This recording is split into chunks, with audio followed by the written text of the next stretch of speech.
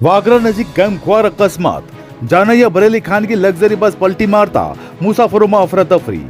વાગરાથી જાનૈયાઓને લઈને ભરૂચ તરફ જઈ રહેલી એક ખાનગી લક્ઝરી બસ ખાન તળાવ નજીક પલટી મારી જતા ગંભીર અકસ્માત સર્જાયો હતો। આ ઘટનાને પગલે હાઈવે પર થોડા સમય માટે અફરાતફરીનો માહોલ જોવા મળ્યો હતો। પ્રત્યક્ષદર્શીઓએ જણાવ્યા અનુસાર બસના ચાલકે અચાનક સ્ટીયરિંગ પરનો કાબુ ગુમાવતા બસ રોડની સાઈડ ઉપર ઉતરી ગઈ હતી અને 2-3 વાર પલટી મારી હતી।